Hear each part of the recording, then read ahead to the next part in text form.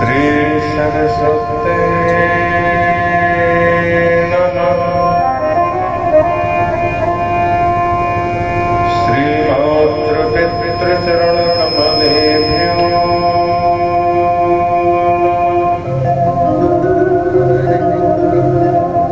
श्री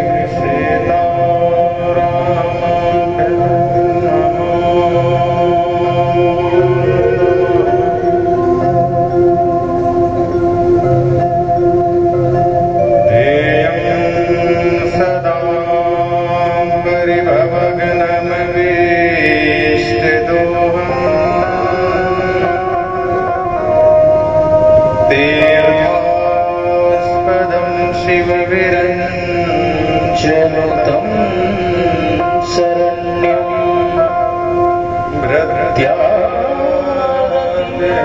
प्रणतपावभवाब्धिपूतं वन्दे महापुरुषते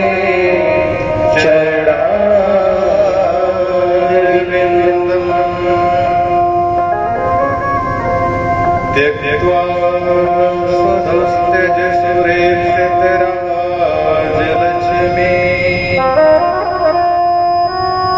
धर्मिष्ठार्यवचसा यदगाधरण्यं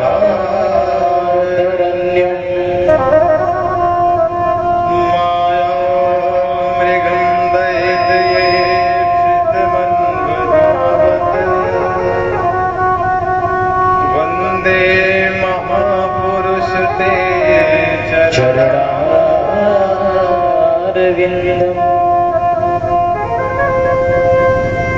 गौराङ्गं रसमयं दिव्यं रसाचार्यं रससुखं प्रेमं गुरुदेवाख्यं सद्गुरुं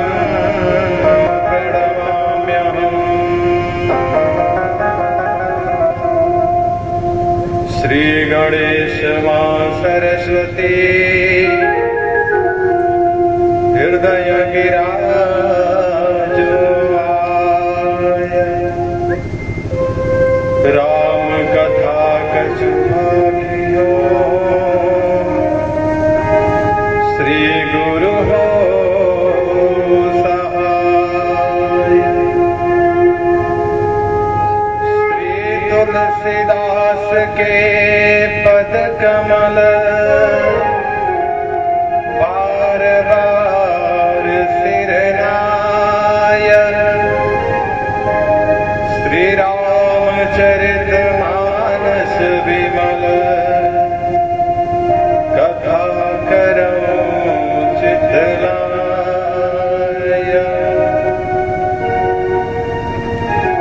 या देवी सर्वभूतेषु विद्यारूपेण संस्थिता नमस्तस्यै नमस्तस्यै नमो नमः। आके हनुमंत विराजिए कथा करो समद अनुसार प्रेम सहित गद्दी धरो पधारो पवन कुमार। रामायण प्रारंभ सुनियाय चतुर्सुजान सीताराम पद कमल जुग बैठे लगा कर ध्यान। बोलिए श्री सीताराम जी महाराज की जय। सदगुरुदेव भगवान की जय। श्री हनुमान जी महाराज की जय।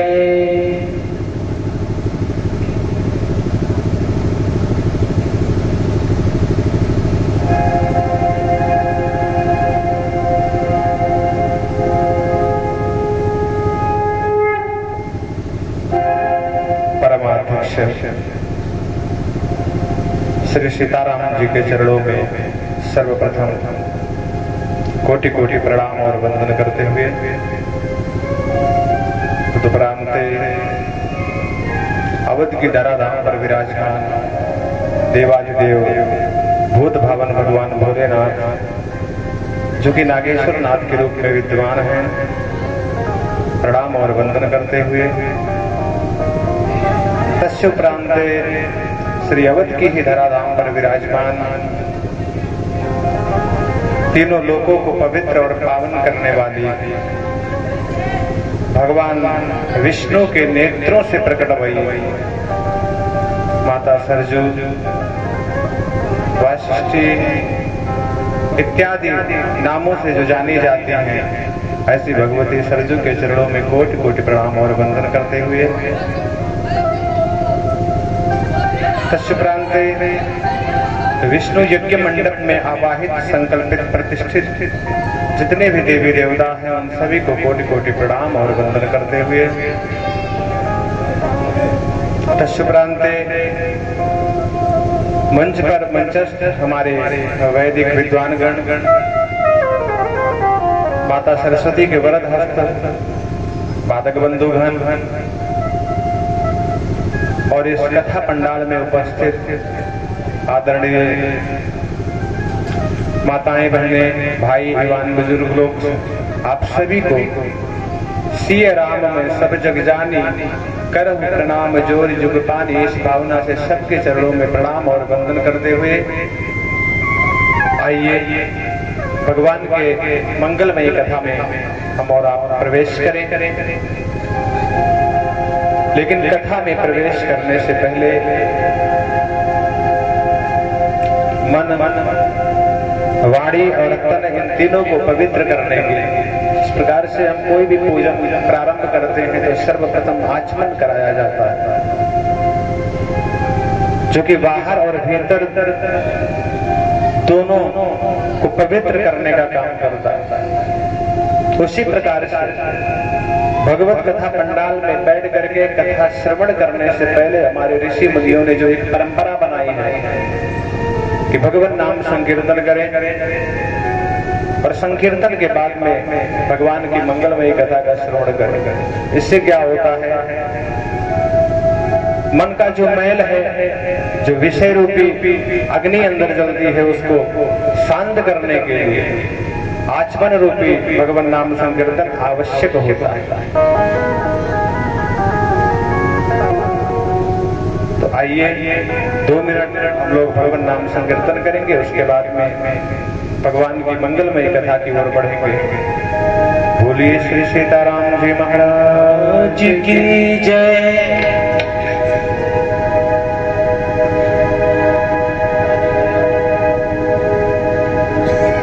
हरे राम राम राम सीताराम राम राम, हरे राम राम राम सीताराम राम राम, हरे राम राम राम सीताराम राम राम, हरे राम राम राम सीताराम राम राम, हरे राम राम राम सीताराम राम राम, हरे राम राम राम सीताराम राम राम, हे हरे राम राम राम सीताराम राम राम, हरे राम राम राम सीताराम राम राम, हरे राम राम राम सीताराम राम राम,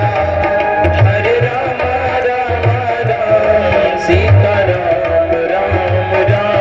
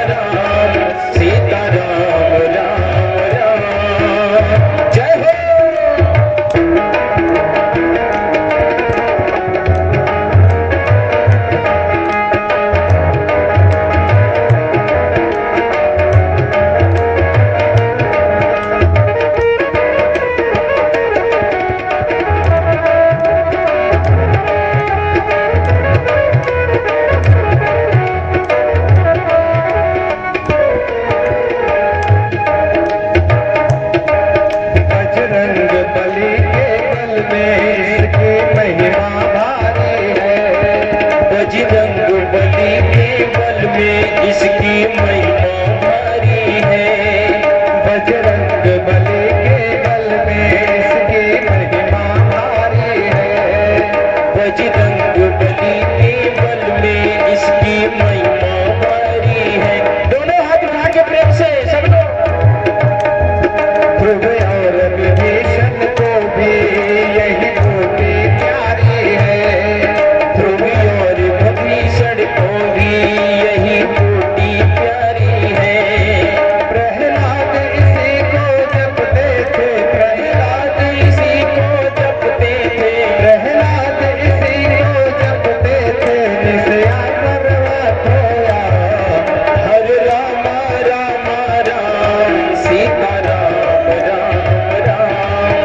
हरे राम राम राम सीता राम राम राम।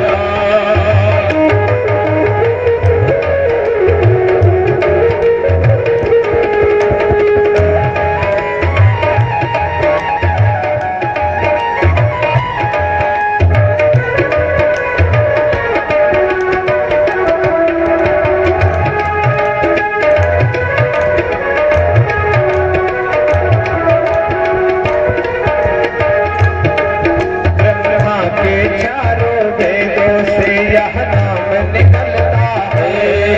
ब्रह्मा के चारों वेदों से यह नाम निकलता है। ब्रह्मा के चारों वेदों से यह नाम निकलता है। ब्रह्मा के चारों वेदों से यह नाम निकलता है। शिव जी के मानस मंदिर में दीपक सा जलता है। शिव जी के मानस मंदिर में दीपक सा जलता है। नारद जी की पीड़ा पर भी नारद जी की पीड़ा पर भी नारद जी की पीड़ा पर भी बजता ये सुंदर नाम।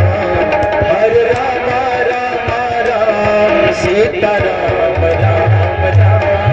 हरे राम राम राम सीता राम राम राम।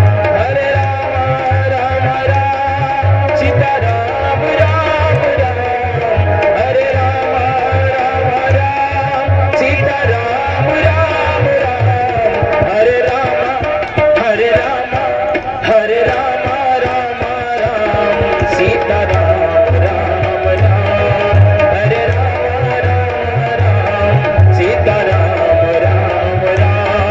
हरे राम राम सीता राम राम राम। दोनों हाथ उठा के सब लोग। हरे राम राम सीता राम राम। दोनों हाथ उठाइए सब लोग। हरे राम सीता राम राम राम। हरे राम राम सीता राम राम राम। हरे राम सीता राम राम राम। सीता राम राम राम सीता राम राम राम। भूली राजा रामचंद्र भगवान की जय। उमापति महादेव की जय। हनुमान जी महाराज की जय।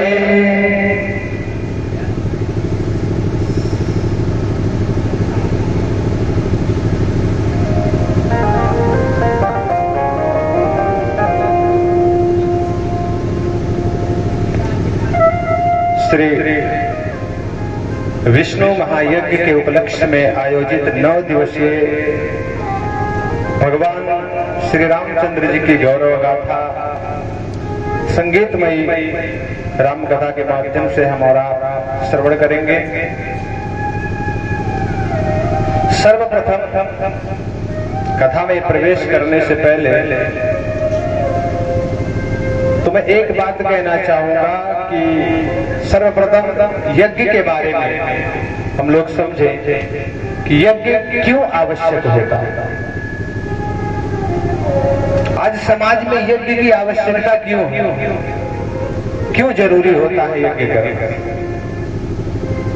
हमारे वैदिक सनातन धर्म में पहले पंचयज्ञ किए जाते थे हम लोगों के द्वारा, जो हम अपने घर में करते थे, आप लोग करते थे, हमारे पूर्वज करते थे।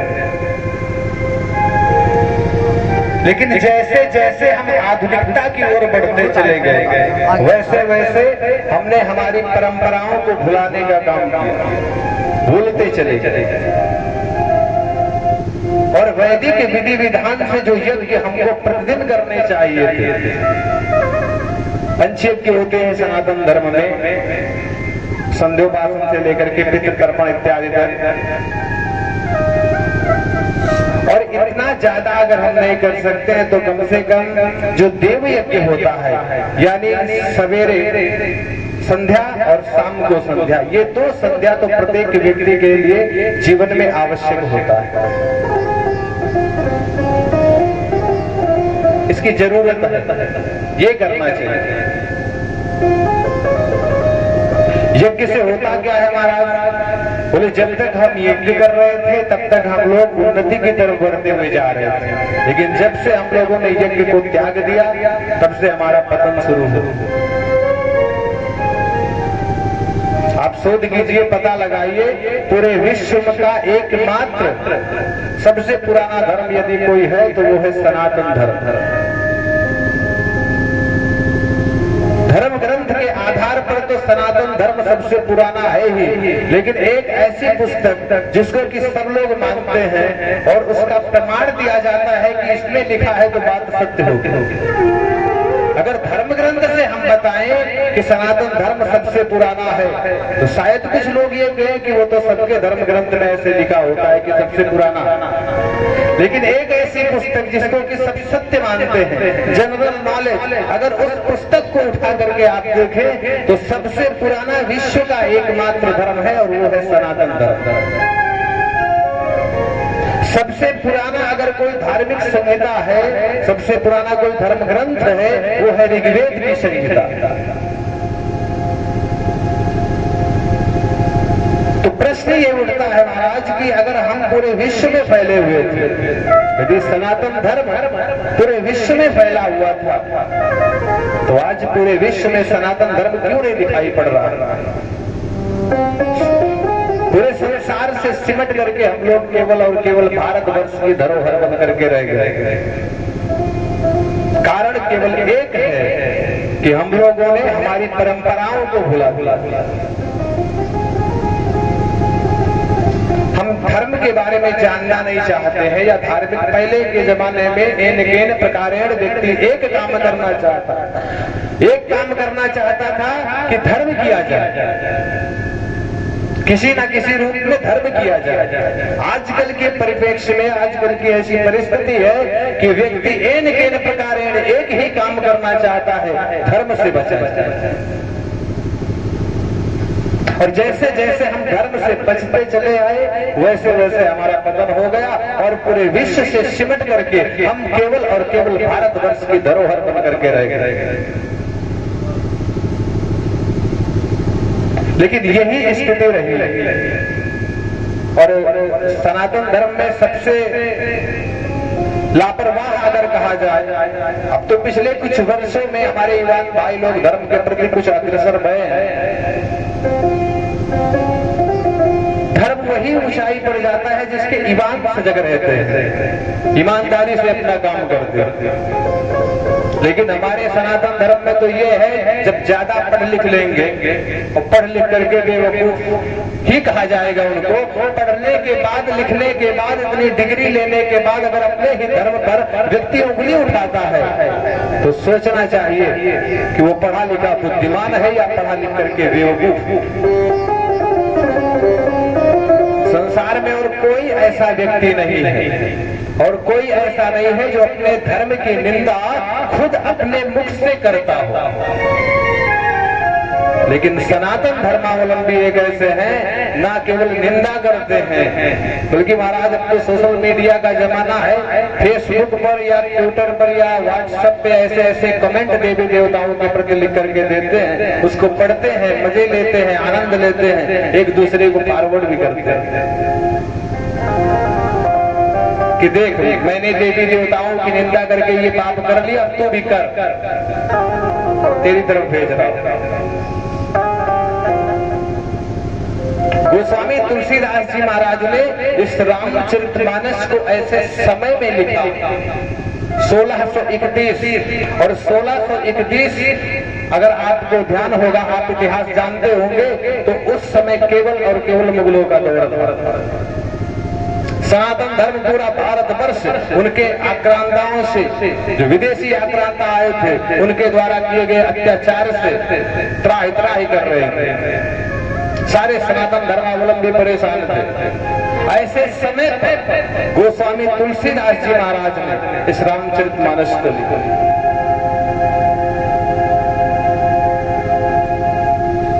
तीन ऋण में एक ऋण होता है ऋषि ऋण, और ऋषि ऋण महाराज तब उतरता है जब हम ऋषि मुनियों के लिखे गए धर्म ग्रंथ को पढ़ते हैं, उसका अध्ययन करते हैं और उसमें बताए गए मार्ग पर चलने का प्रयास करते हैं, उस पर चलते हैं। आज समाज में राम कथा की जरूरत क्यों है? गोस्वामी जी से भी किसी ने प्रश्न किया कि महाराज संसार में अनेक रामायण है, एक से एक रामायण, वाल्मीकि रामायण, अद्भुत रामायण, तत्वार्थ रामायण, भावार्थ रामायण, तमाम रामायण है। ऐसे में आपको एक और रामायण लिखने की जरूरत क्या? क्या फायदा होगा आपके इस एक रामायण में? इतने सारे रामायण में अगर जगत का कल्याण नहीं किया, तो आपके द्वारा लिखे गए रामायण से किसका कल्याण होने वाला है? गोस्वामी जी ने सबसे पहले जो उत्तर दिया वो ये दिया कि पहली बात तो मैं संसार के लिए नहीं, स्वांतः सुखाय तुलसी रघुनाथ गाथा, में मेरे निजी सुख के लिए मानस की रचना कर रहा था। और दूसरी बात, उस समय ऐसा दौर चल रहा था महाराज कि सनातन धर्म के जो मुख्य 6 अंग हैं, वैष्णव, शैव, शाक्य, बौद्ध, जैन और सिख, ये जो 6 संप्रदाय हैं, इनमें भी टूट फूट करके तमाम संप्रदाय निकले हैं। तो जो ये 6 संप्रदाय हैं, उन संप्रदायों में सबसे ज्यादा प्रभुत्व और महत्व उस समय पर 2 संप्रदाय का हुआ करता था, शैव और वैष्णव। शैव माने भगवान विष्णु के, भगवान शंकर के उपासक, और विष्णु माने, वैष्णव माने भगवान विष्णु रामचंद्र कृष्ण के उपासक। उस समय ऐसा चल रहा था महाराज कि ये दोनों परस्पर आपस में विरोधी हो चुके थे। जो भगवान श्री राम की पूजा करता था, भगवान श्री कृष्ण की पूजा करता था, वो शिव जी की निंदा करता था, और जो शिव जी की पूजा करता था वो राम जी की निंदा करता था। यानी आपसी मतभेद। तो महाराज जब आपसी मतभेद होगा तो बाहर के लोगों को मौका मिलेगा तोड़ने का।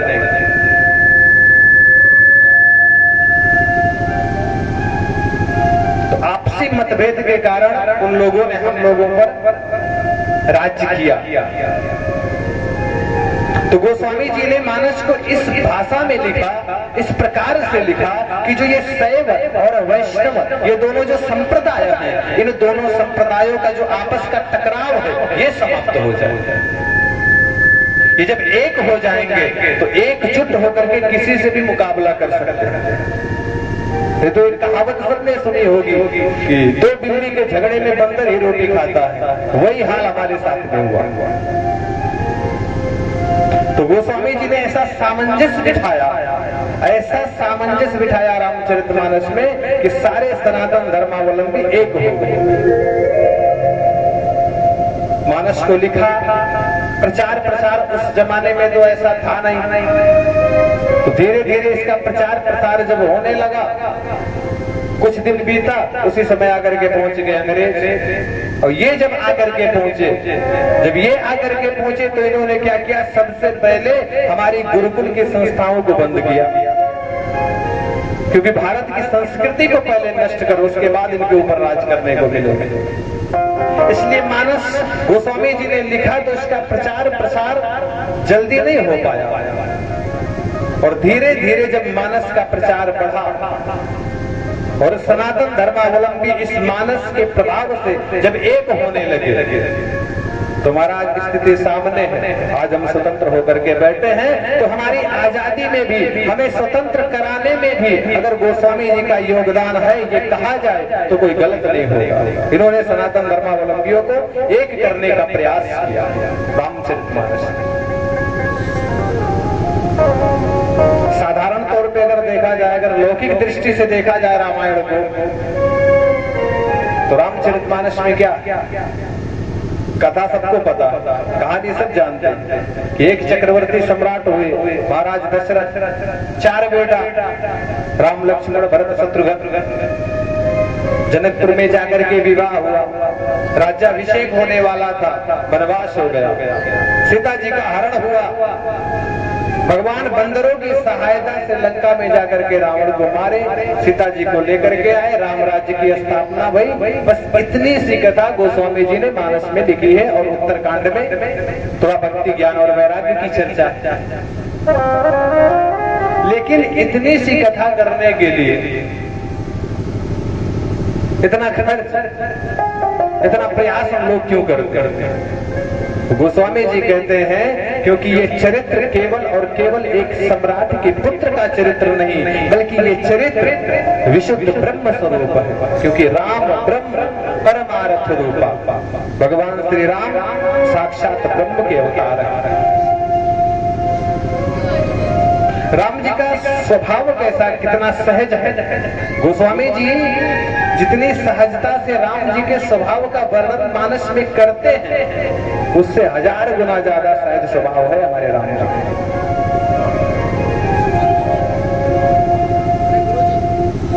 और मानस में ऐसी कोई समस्या नहीं है महाराज जिसका कि समाधान रामचरितमानस में ना है। आज के परिप्रेक्ष्य में, आज के समाज में हमारे साथ में कोई भी समस्या ऐसी नहीं है जिसका कि समाधान रामचरितमानस में ना है। मैं आपको एक छोटी सी घटना बताऊं। एक बार क्या हुआ, एक रेलवे स्टेशन पर एक बाबा जी बैठे हुए थे, तो ट्रेन थोड़ा लेट था, ट्रेन आने में थोड़ा लेट था, तो बाबा जी ने क्या किया, झोली निकाली और झोली में से रामचरितमानस को निकाला, बैठ करके उसको पढ़ने लगे। एक नवयुवक बैठे थे, वो कहने लगे कि दुनिया देखो चांद पे पहुंच गई, लोग चांद पे पहुंच गए, और ये बाबा लोगों को पता नहीं क्या इस रामायण में मिलता है कि छोड़ना ही नहीं चाहते इसे। जब देखो तब रामायण, जब देखो तब रामायण, क्या है इस रामायण में? बाबा जी कहने लगे कि बेटा मैं तेरे प्रश्न का उत्तर तो नहीं दे सकता, क्योंकि तू कुतर्क कर रहा है। कोई व्यक्ति तर्क करे तो जवाब दिया जा सकता है, लेकिन अगर कुतर्क करे तो कुतर्क का कोई जवाब नहीं। तो बाबा जी कहने लगे बेटा तू कुतर्क कर रहा है तो तेरे प्रश्न का उत्तर तो मेरे पास नहीं है, लेकिन इतना जरूर कहना चाहता हूं कि आज की समस्या का कोई समाधान नहीं है, कोई समस्या ऐसी नहीं है जिसका समाधान इस रामचरितमानस में है। युवक कहने लगा कि महाराज कैसी बातें करते हैं, अरे इतने साल पहले ये रामायण लिखी गई और चल रहे हैं हम 21वीं सदी में, तो आज के प्रश्न का उत्तर उस समय कैसे लिखा गया? बाबा जी ने कहा मैं प्रमाणित नहीं कर सकता, तुझे मानना तो मान, नहीं मानना तो मत मान। समय बीता, ट्रेन आई, ट्रेन आकर के पहुंची, ट्रेन पे बाबा जी भी चढ़े, जाकर के बैठे सीट पर, ये भी चढ़े, ये भी जाकर के चढ़े, और जैसे ही थोड़ी दूर ट्रेन चली वैसे ये युवक लगा चिल्लाने, अरे जंजीर खींचो, कोई ट्रेन रोको। बोले क्या हुआ? बोले जल्दी जल्दी में मेरी पत्नी स्टेशन पर छूट गई। क्या हुआ? पत्नी मेरी स्टेशन पर छूट गई। जल्दी से चैन खींचा गया, ट्रेन रुकी, पत्नी आई, पत्नी को चढ़ाया गया। जब ट्रेन फिर से चलने लगी तो बाबा जी को मौका मिला। बाबा जी ने कहा कि बेटा अगर तूने रामायण पढ़ा होता, अगर तूने रामायण पढ़ा होता तो तू ये गलती नहीं करता जो गलती तूने की। तेरी पत्नी स्टेशन पर नहीं छोड़ती अगर तूने रामायण को पढ़ा होता, उसको समझा होता, उसको जाना होता। वो तो वैसे ही झुझलाया हुआ था, कहने लगा कि बाबा दिमाग मत खराब करो, एक तो वैसे इतना परेशान होकर के पत्नी को लेकर के आए चढ़ाए, और ऊपर से आप ऐसी ऐसी बातें करते हो।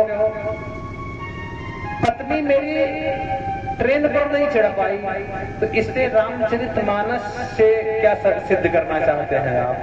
तो बाबा जी कहने लगे कि देखो बेटा, अगर तुमने रामचरितमानस पढ़ा होता तो तुम्हें पता होता कि अगर कहीं यात्रा करो और उस यात्रा में अगर पत्नी साथ हो तो सबसे पहले पत्नी को वाहन पर चढ़ाओ, उसके बाद स्वयं चढ़ो।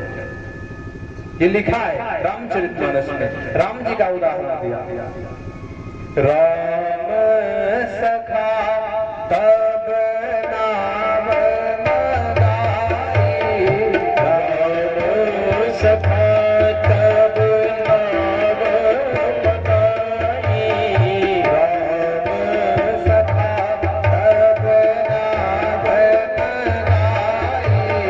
राम सखा तब नाम मगाई, प्रिया चढ़ाई चढ़े रघुराई, प्रिया चढ़ाई चढ़े रघुराई।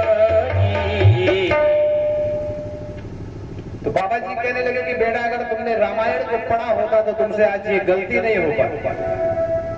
तो मानस में कोई ऐसी समस्या नहीं जिसका समाधान ना हो, देखने का नजरिया चाहिए। और जब हम उसको मन से पढ़ेंगे तो उसमें कुछ ना कुछ जरूर मिलेगा। और उसके बाद में जैसे कि समय तो कथा का कल से ही था, लेकिन इंद्रदेव कुछ ज्यादा ही प्रसन्न हो गए, तो इसलिए व्यवस्था आज बन पाई है और आज भी थोड़ा विलंब हो चुका है। समझ लीजिए कि आज ही प्रारंभिकरण हो रहा है, कथा का शुभारंभ आज ही हो रहा है। अन्यथा आज भगवान भोलेनाथ के विवाह की कथा रहते हैं, आज दूसरा दिवस था, लेकिन अब भगवान के विवाह की कथा का श्रवण हम लोग कल करेंगे। आज मानस की महिमा हम लोग वर्णन करेंगे कि जो ग्रंथ, जिस ग्रंथ पर हमें 9 दिनों तक बैठ करके यहाँ पर चर्चा करनी है, उस ग्रंथ का महत्व क्या है। गोस्वामी तुलसीदास जी के एक शिष्य थे, नाम था इनका गोपालनंद। तो गोपालनंद जी से किसी ने पूछा कि आप गोस्वामी जी के समय पर थे, उनके शिष्य थे तो उनके समय पर थे, तो रामचरितमानस को लेकर के कोई ऐसी घटना आप हमें सुनाइए, कोई ऐसी कथा बताइए जिसका कि प्रत्यक्ष प्रमाण तुमने देखा हो मानस की महिमा का। गोपालानंद जी ने अपने कथा महात्मा में वर्णन किया इस बात को। वो कहने लगे कि एक बार काशी नरेश, ध्यान दीजिए, काशी नरेश और द्रविड़ नरेश, द्रविड़ देश के राजा और काशी के राजा, ये दोनों एक जंगल में जाकर के पहुंचे शिकार करने के लिए। पत्नी भी साथ में थी दोनों की, सेना हाथी घोड़े सब साथ में थे। जाकर के जब जंगल में पहुंचे तो संजोग ऐसा देखना कि दोनों राजाओं की भेंट हो गई आपस में। जंगल में जाकर के दोनों राजाओं की आपस में भेंट हुई, रानियां आपस में मिले। जब रानियां आपस में मिले तो उस समय भगवान की ऐसी इच्छा कि दोनों रानियां गर्भवती बनी। तो रानियों ने बातचीत करना प्रारंभ किया आपस में।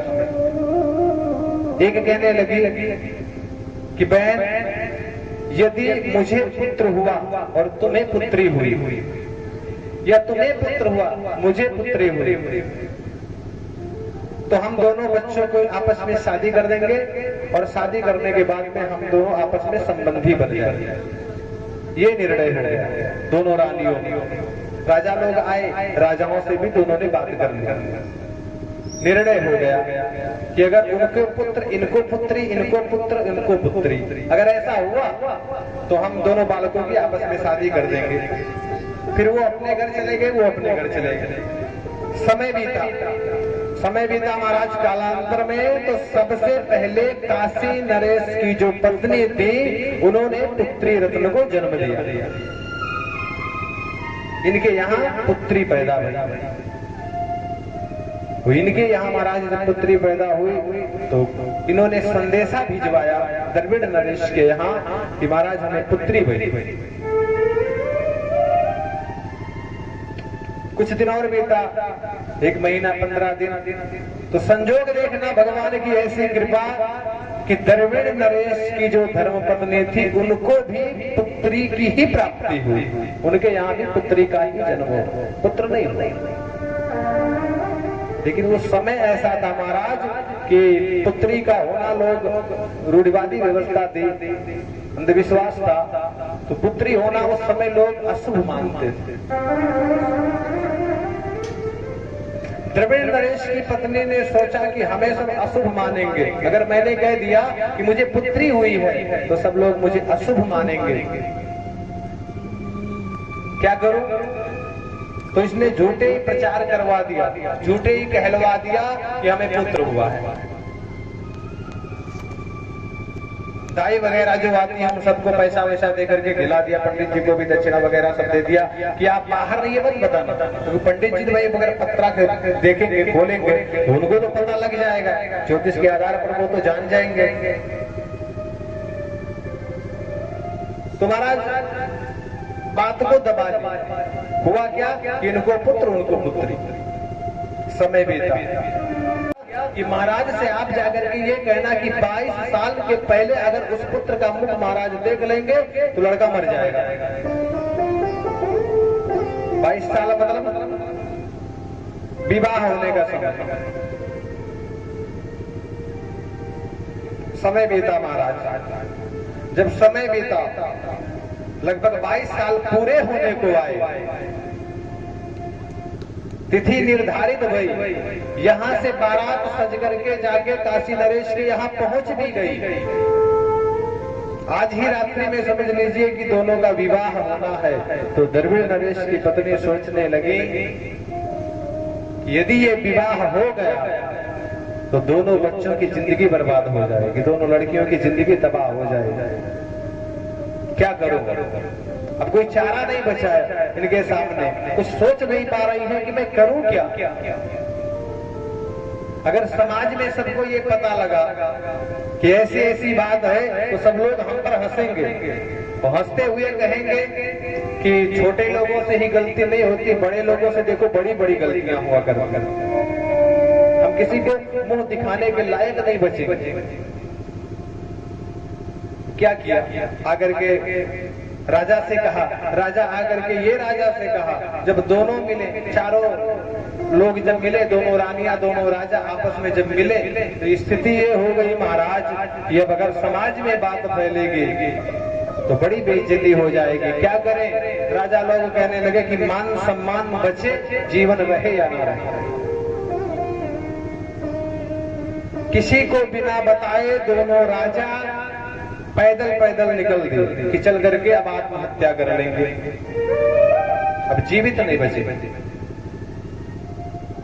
निकल करके बाहर जा रहे थे और घोर जंगल में जब जाकर के पहुंचे, और इधर तो हो गया कि विवाह की तिथि अच्छी नहीं है तो विवाह को रोक दीजिए, विवाह रुका है। और इधर राजा लोग जा रहे हैं जंगल में मरने के लिए, और रास्ते में गोस्वामी जी महाराज रामचरितमानस की पोथी हाथ में लेकर के और सामने से आते हुए दिखाई पड़े।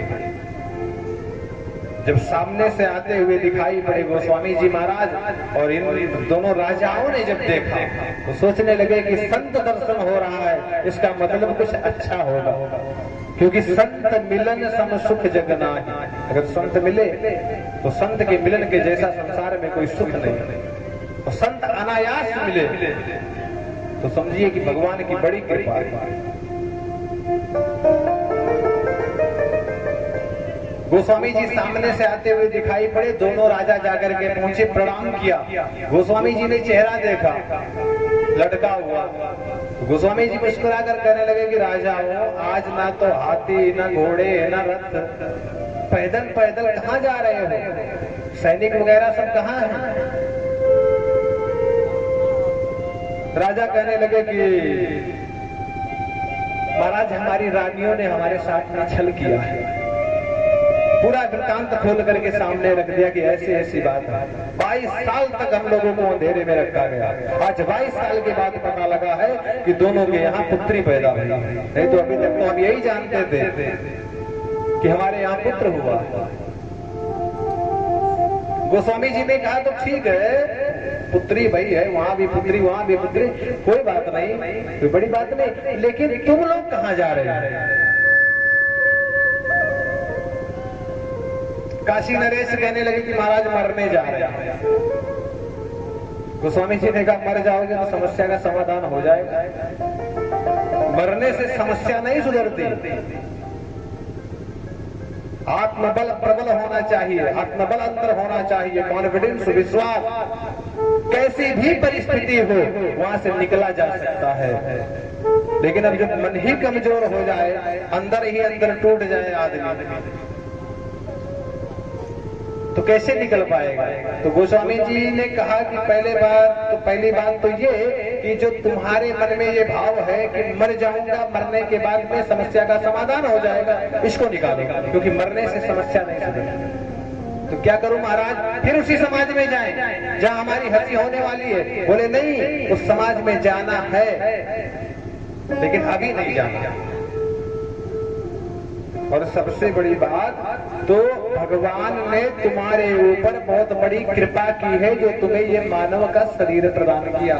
अपनी लिखी हुई चौपाई गोस्वामी तुलसीदास जी महाराज ने सुनाई कि बड़े भाग्य मानुष तन पावा, बड़े भाग्य मानुष तन पावा, बड़े भाग्य मानुष तन पावा, बड़े भाग्य मानुष तन पावा, सुर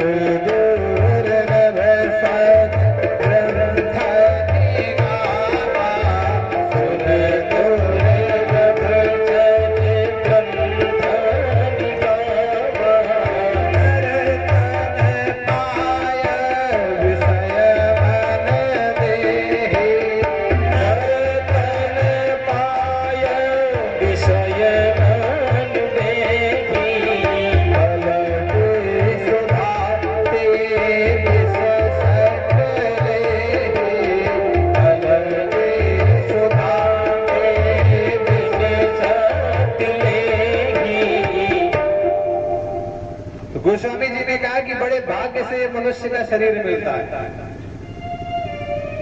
मानव का शरीर तुम्हें मिल गया है, भगवान ने दिया है, तो तुम्हारा अधिकार नहीं है कि इस शरीर को स्वयं मिटा। गोस्वामी जी कहते अच्छा बताओ,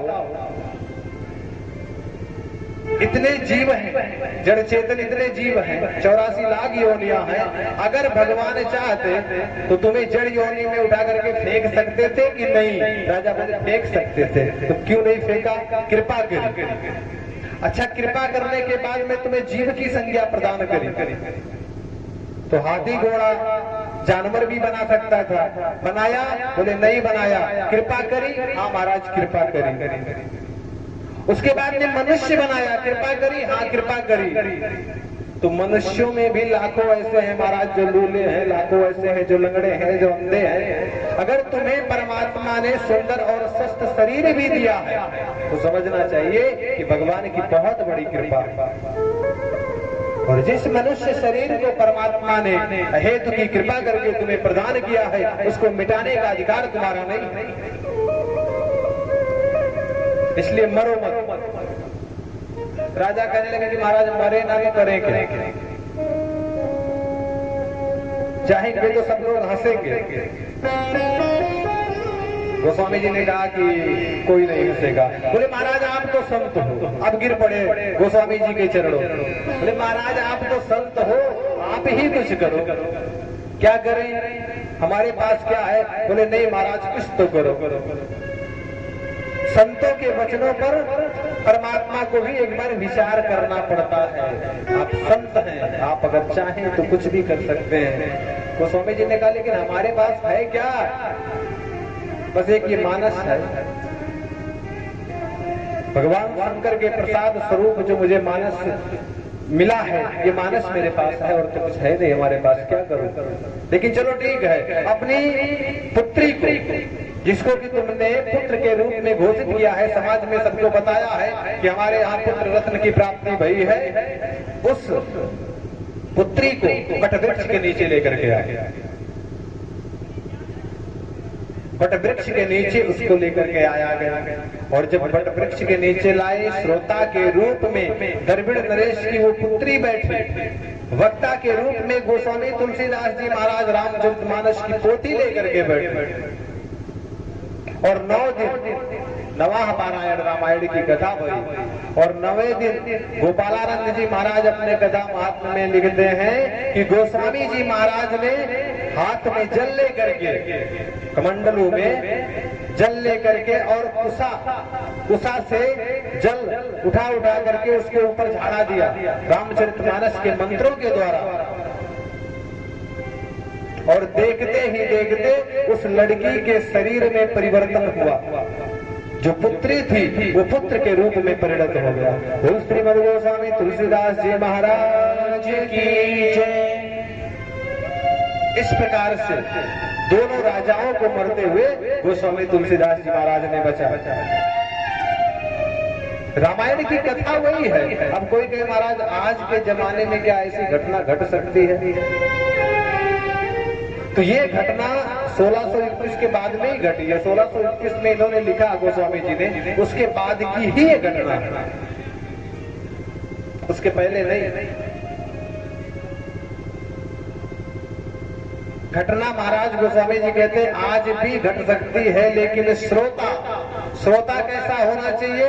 बोले श्रोता द्रविड़ नरेश की जो पुत्री थी वैसा प्रेम से एकदम लबालब उसका हृदय भरा होना चाहिए, प्रेम भाव से बैठ करके कथा का श्रवण करना चाहिए, और वक्ता गोस्वामी तुलसीदास जी के जैसा निस्वार्थ होना चाहिए। तो घटना महाराज आज भी घट सकती है। तो गोस्वामी जी महाराज ने इस रामचरितमानस को जब लिखा, और लिखने के बाद में किसी ने गोस्वामी जी से पूछा कि आपने इसका नामकरण क्या किया, नाम क्या है इसका? गोस्वामी जी कहने लगे कि रामचरित मानस यही नाम, रामचरित मानस यही नाम,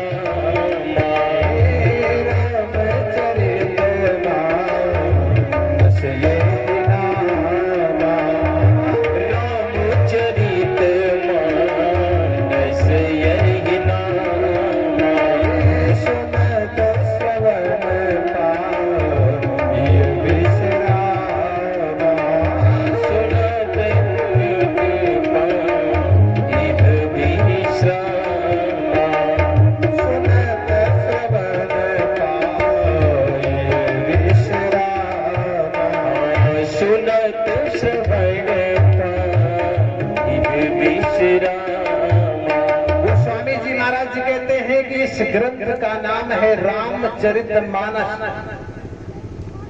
किसी ने गोस्वामी जी को पूछा कि महाराज और जितने कवियों ने रामायण लिखा उन्होंने प्रायः अपने ग्रंथ का नाम रामायण लिखा, जिन लोगों ने भी राम जी का चरित्र लिखा, तो अगर अपवाद छोड़ दिया जाए तो ज्यादातर लोगों ने अपने ग्रंथ का नाम रामायण दिया।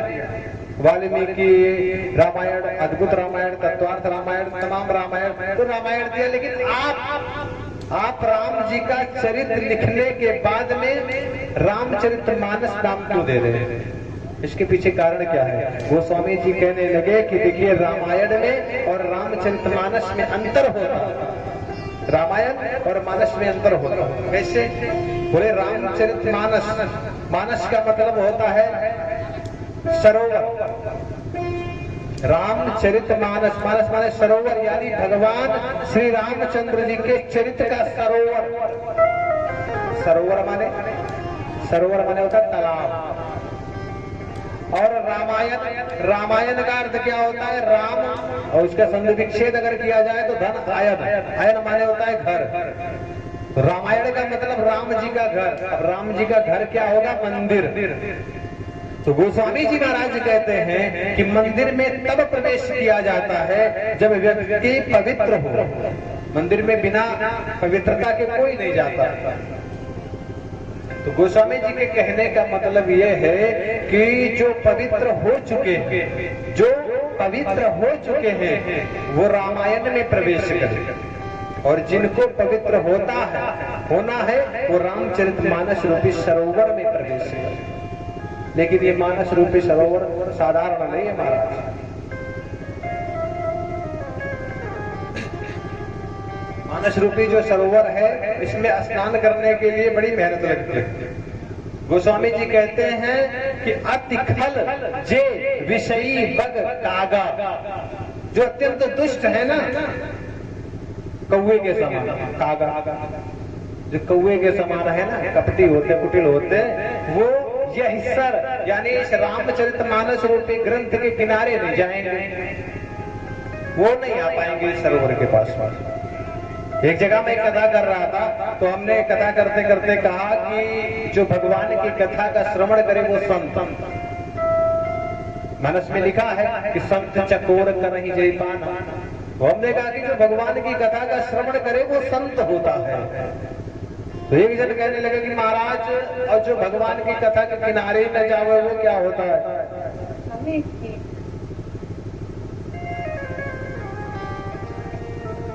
महाराज हमारा तो जीवन बीता जा रहा है, हम तो कथा सुनने कभी नहीं गए।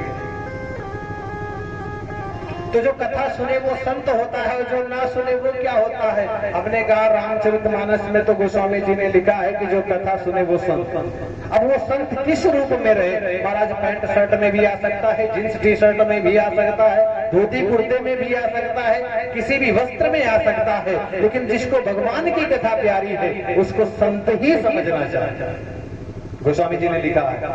तो हमने कहा जो भगवान की कथा सुने वो संत। अब बोले जो नजदीक ना जाए, किनारे ना जाए, हमने कहा हनुमान चालीसा में उनके लिए भी लिखा है। क्या लिखा है? ये कथा ऐसी कथा है महाराज कि इस कथा के किनारे अरे भूत पिशाच और निकट नहीं आवे। भूत पिशाच आजकल के जमाने में कौन? भूत पिशाच वही है कि आकृति तो मनुष्य की मिली है लेकिन प्रवृत्ति दानवों की है। उनको भगवान की कथा अच्छी नहीं लगती।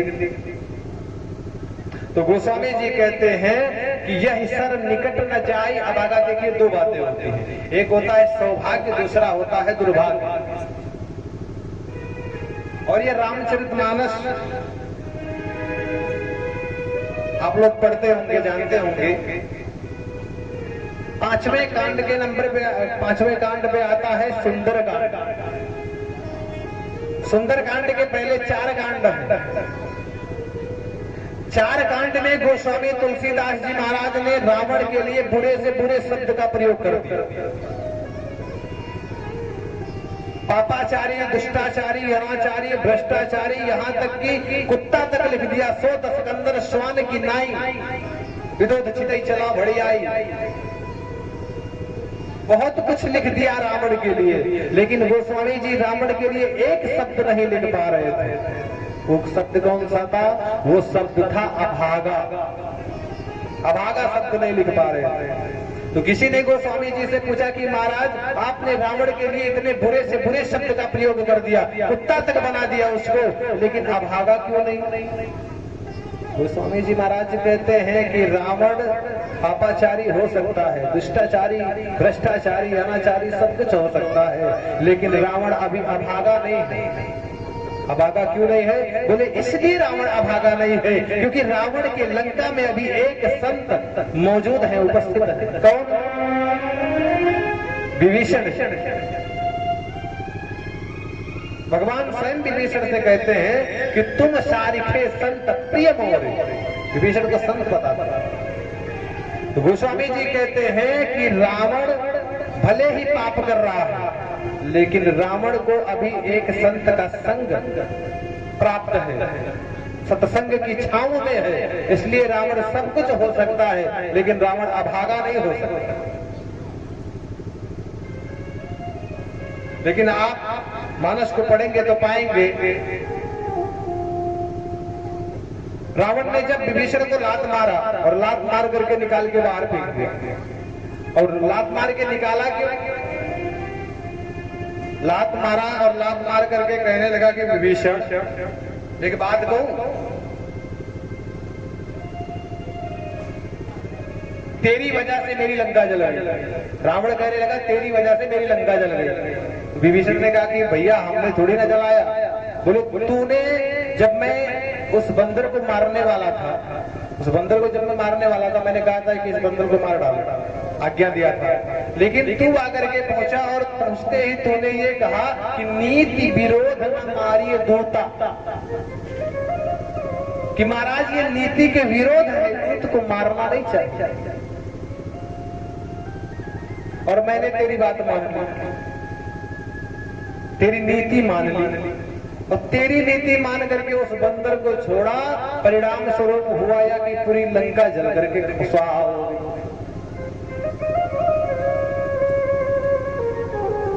और एक चीज और है कि तेरी और उस बंदर की मिली जुली भगत है। पूरी लंका जल गई लेकिन एक विभीषण करके रहना है। इसका मतलब तुम दोनों की मिली जुली भगत थी। तू धीरे से उस बंदर से बोला होगा कि मैं तुझे बचा लूंगा, मारने नहीं दूंगा, और तू जब नगर जलाना, घर जलाना, तो मेरी घर को बचा देना, मेरा घर मत जलाना। तो तेरी बात मान करके मैंने उस बंदर को छोड़ दिया। उस बंदर ने हमारी पूरी लंका को जला दिया।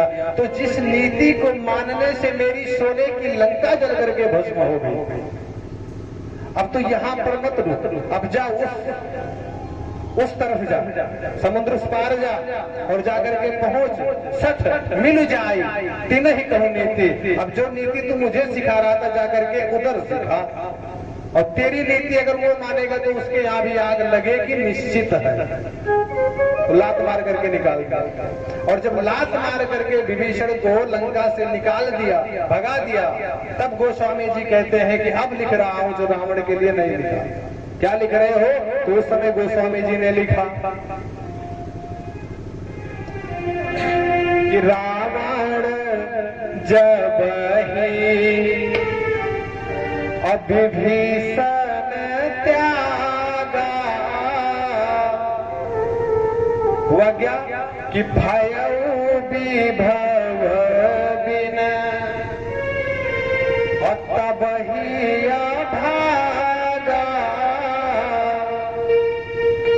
जब संत का त्याग कर दिया, संत को लात मार के भगा दिया,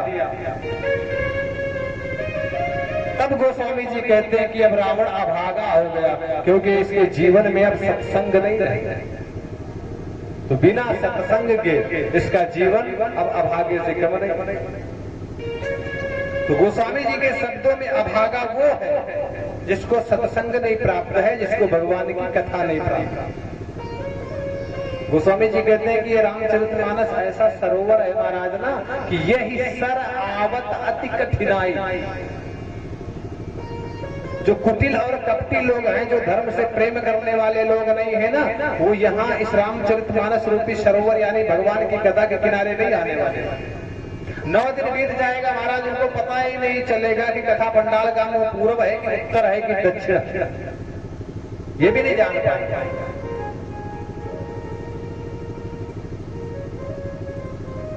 और अगर ऐसे व्यक्ति जो धर्म से प्रेम करने वाले लोग नहीं हैं, अगर ऐसे व्यक्ति कथा पंडाल में आ भी जाएंगे तो आकर के पहुंचेंगे, बैठेंगे तो केवल और केवल कमी निकालने के लिए। मानस में गोस्वामी जी लिखते हैं, जैसे एक बार क्या हुआ, एक पंडित जी थे, तो उनके गांव में कथा हो रही थी, और जब कथा हो रही थी तो पत्नी तो धार्मिक स्वभाव की थी, वो कथा श्रवण करने जाया करती थी, धर्म के महत्व को समझने वाली थी, लेकिन पंडित जी कहीं ना जाए।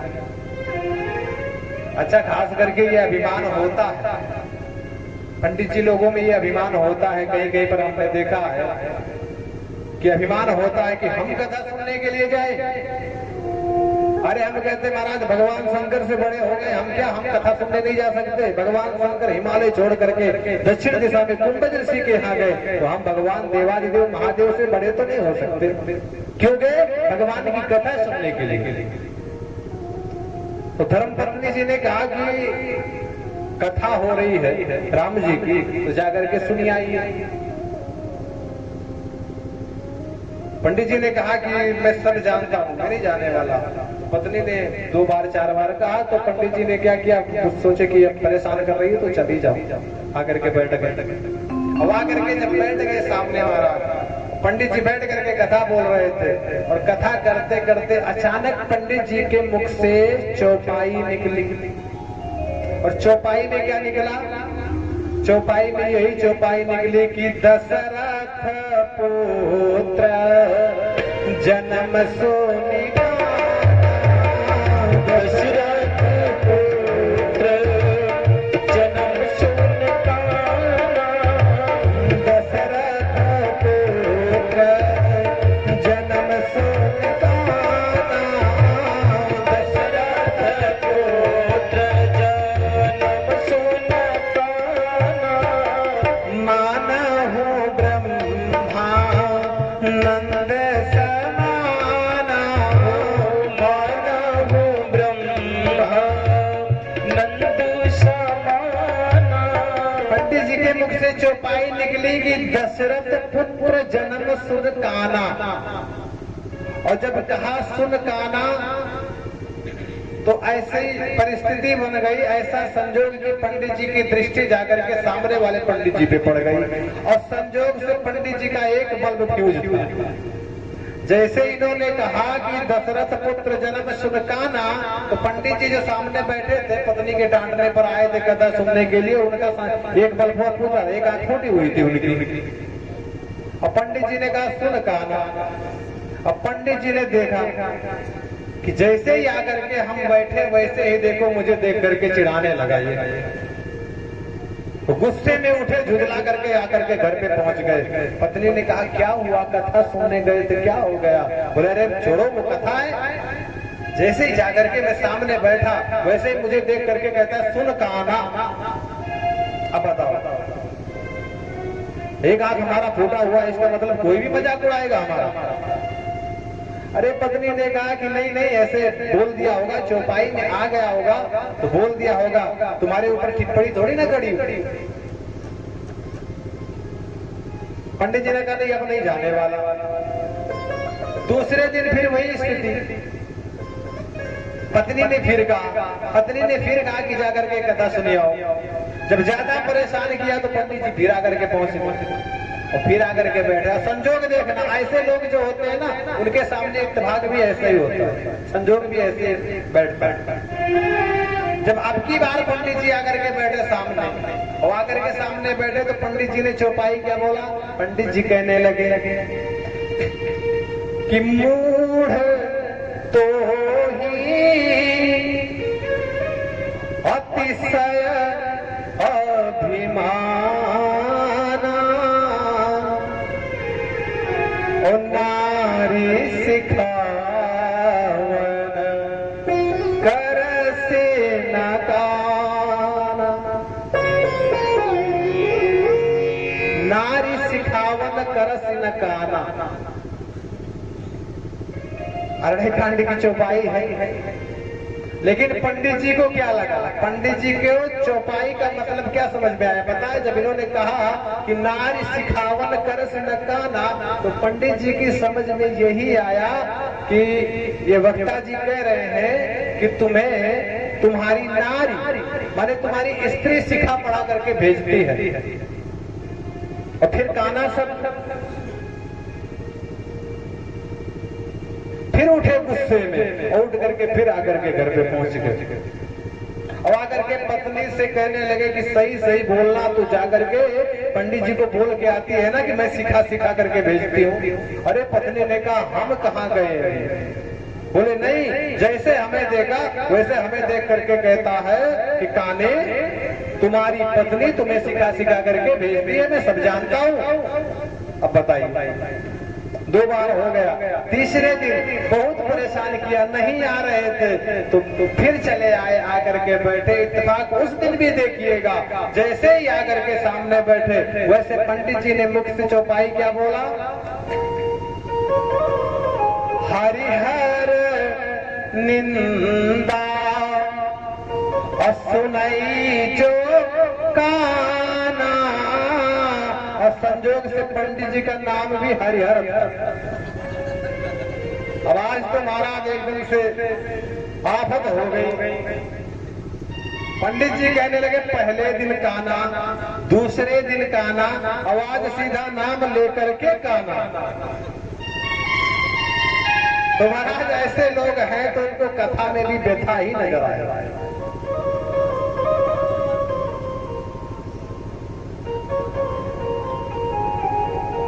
लेकिन ये रामचरितमानस ये मनुष्य को मनुष्य बनाने वाली कथा है।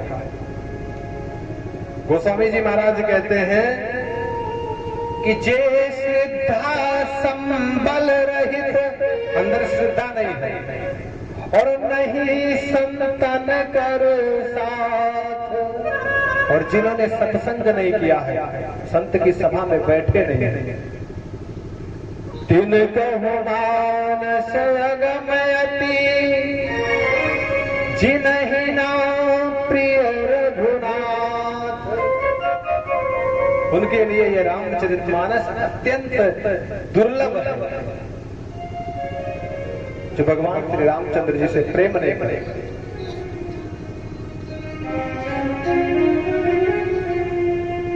और गोस्वामी जी महाराज के ऋणी हम लोगों को होना चाहिए, उनका उपकार मानना चाहिए कि ऐसे समय पर इन्होंने रामचरितमानस को लिखा। उस समय का दौर ऐसा था महाराज, मैं प्रथम निवेदन कर चुका हूँ कि हमारे दुर्दशा वाले दिन एक भैरव नाम के कवि हुए, उन्होंने बड़ा सुंदर भाव दिया है गोस्वामी जी के लिए कि दुर्दिन में हमें तुलसी आधार मिल गए और बहती हुई नौका के पतवार मिल गए। दुर्दिन में हमें तुलसी आधार मिल गए, बहती हुई नौका के पतवार मिल गए, बहती हुई नौका के पतवार मिल गए।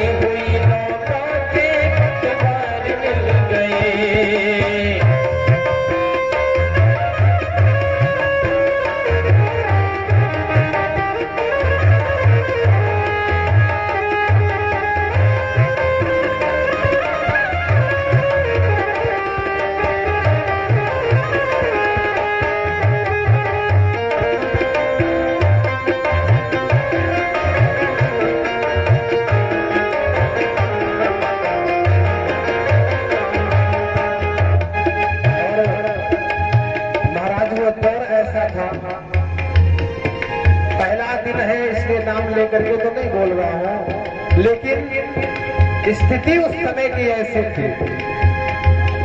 भारत के देवियों की थी लाज लुट रही, भारत के देवियों की थी लाज लुट रही, भारत के देवियों की थी लाज लुट रही, भारत की देवियों की थी लाज लुट रही, करने को द्रौपदी का उपकार मिल गए, करने को द्रौपदी का उपकार मिल गए।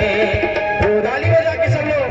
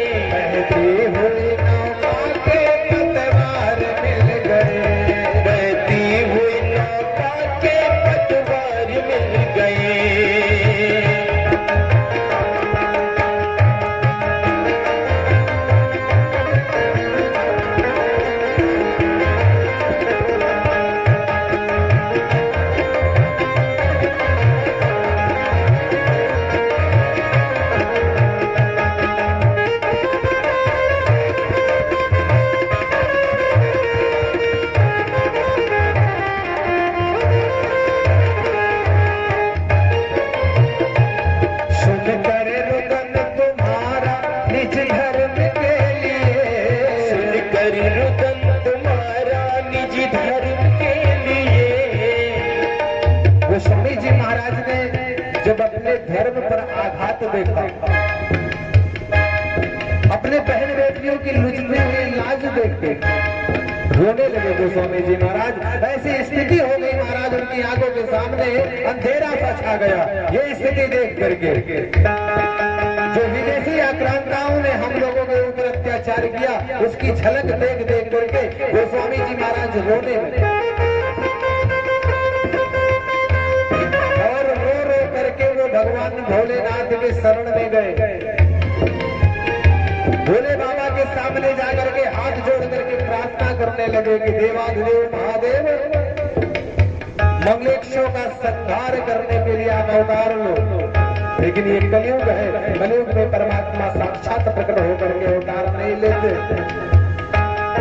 इसलिए भगवान शंकर की ऐसी कृपा भई कि गोस्वामी तुलसीदास जी महाराज को रामचरितमानस दिया। क्यों दिया? अपने बटे हुए समाज को एक करने के लिए। अपना समाज जब एकजुट हो जाएगा तो कोई भी विधर्मी हमारे ऊपर अत्याचार नहीं कर पाएगा। इसलिए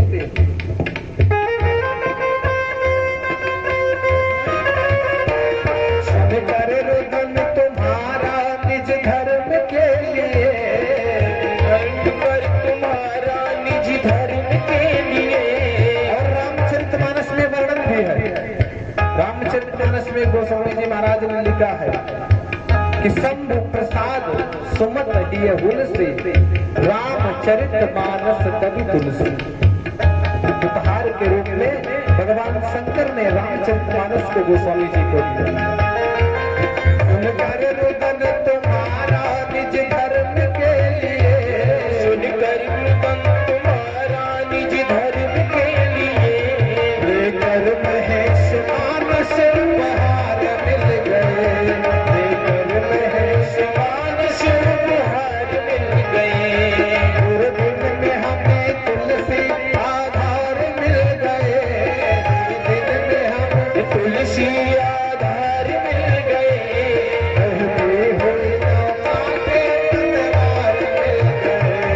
बहती हुई नौका के पतवार मिल गए।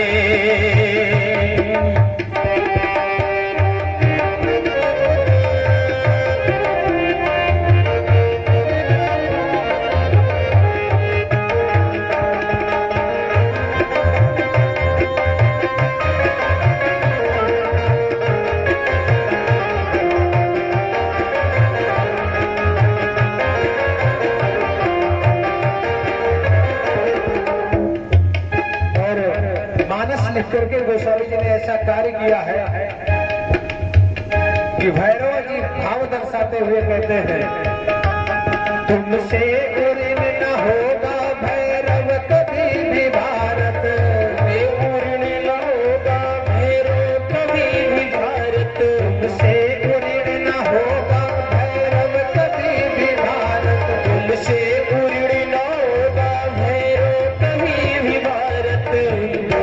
के गले के तुम हार मिल गए, हिंदुत्व के गले के तुम हार मिल गए, हिंदुत्व के गले के तुम हार बन गए। दुर्दिन में हमें तुलसी आधार मिल गए, दुर्दिन में हमें तुलसी आधार मिल गए। बहते हुए नौका के पतवार मिल गए, बहती हुई नौका के पतवार मिल गए, बहती हुई नौका के पतवार मिल गए, बहती हुई नौका के पतवार मिल गए, बहती हुई नौका के पतवार मिल गए, बहती हुई नौका के पतवार मिल गए। बोलिए गोस्वामी तुलसीदास जी महाराज की जय, श्री सीताराम जी महाराज की। तो गोस्वामी जी महाराज ने इस रामचरितमानस को रचा और गोस्वामी जी से किसी ने पूछा कि लोगों ने अपने ग्रंथ को संस्कृत में लिखा, जितने भी कवि हुए संस्कृत में लिखा, और आपने एकदम अवधि हिंदी भाषा, ग्रामीण भाषा, ऐसा क्यों? तो गोस्वामी जी कहने लगे, गोस्वामी जी ने कहा कि संस्कृत की जो भाषा है ना, जो संस्कृत भाषा है ना, ये बड़ी टेढ़ी है, जल्दी समझ में आने वाली भाषा नहीं है। और महाराज संस्कृत के अर्थ को ना जान करके मैक्स मूलर और मैकॉले आदि जो पश्चिमी विद्वान हुए, हमारे वेदों को उनका एक विकृत रूप समाज के सामने प्रकट कर दिया। वेदों पर भाष्य जैसा दयानंद सरस्वती जी ने लिखा है, वैसा कोई नहीं लिख पाया, अर्थ का अनर्थ कर डालते महाराज। तो गोस्वामी जी कहते हैं कि वेद की भाषा बड़ी टेढ़ी है, इसलिए मैं संस्कृत में नहीं, इसको शुद्ध अवधि भाषा में लिखूंगा, क्योंकि संस्कृत भाषा नारियल होता है ना, ऊपर से बड़ा कठोर होता है। संस्कृत भाषा नारियल तोड़त में कठिनाई, और तोड़ते समय महाराज थोड़ा सा अगर चूक हो जाए, असावधानी हो जाए, तो हाथ वाथ भी छिलने का डर रहता है। संस्कृत भाषा नारियल तोड़त में कठिनाई, और गरी थोड़ी तुलसी धरी जो चाहे सो खाए। गोस्वामी जी कहते हैं कि ऊपर का कड़क वाला हिस्सा निकाल करके अलग कर दिया है, और नरम नरम गरी बची है, जिसकी मर्जी सो आओ और खाओ। एकदम शुद्ध और सहज भाषा में राम जी के स्वरूप को प्रकटाया है। बोलिए श्रीमद् गोस्वामी तुलसीदास जी महाराज की जय।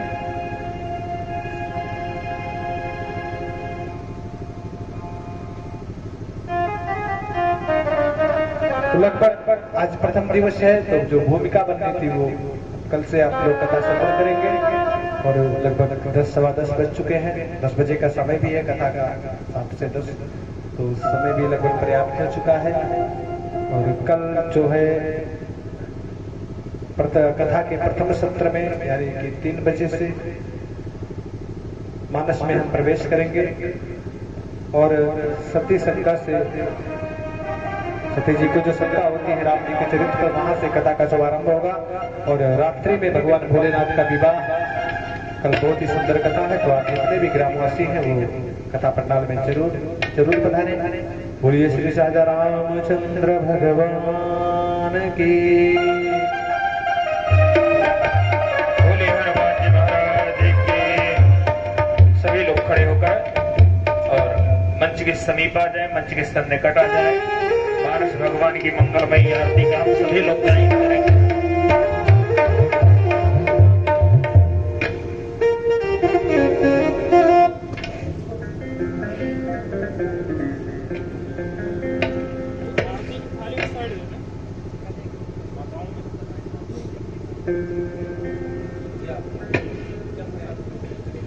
छोटे व्यास जी से निवेदन, मानस भगवान की मंगलमयी आरती का गायन करेंगे छोटे व्यास जी। छोटे व्यास। हरि ओम। चंद्रमा वन सूर्याद चक्षुः सूर्यो वजायत श्रोत्राद्वाश्च प्राणस्य मुख अग्निरजायत। जलती रहे दिन रात, हो जलती रहे दिन रात, प्रभु जी तेरी ज्योत जले। जलती रहे दिन रात, प्रभु जी तेरी ज्योत जले। ज्योत जले प्रभु ज्योत जले, ज्योत जले प्रभु ज्योत जले। जलती रहे दिन रात, प्रभु जी तेरी ज्योत जले। जलती रहे दिन रात, प्रभु जी तेरी ज्योत जले।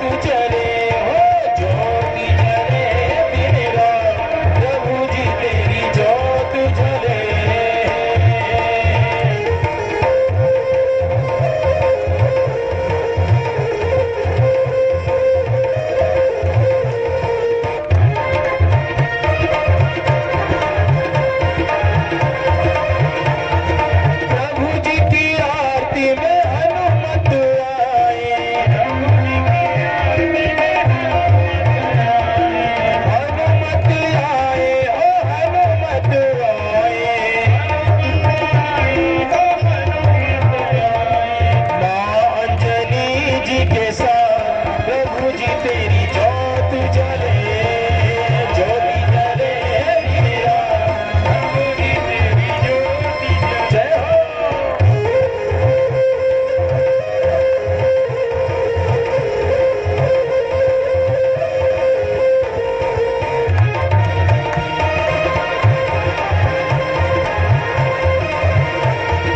प्रभु जी की आरती में ब्रह्मा जी आए, प्रभु जी की आरती में ब्रह्मा जी आए, हो ब्रह्मा जी आए, हो ब्रह्मा जी आए,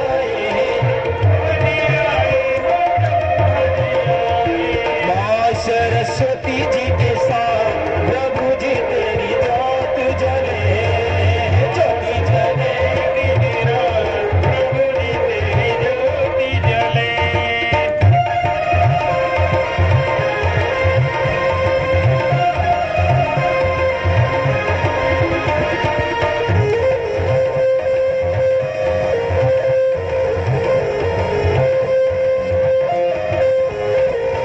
प्रभु जी की आरती में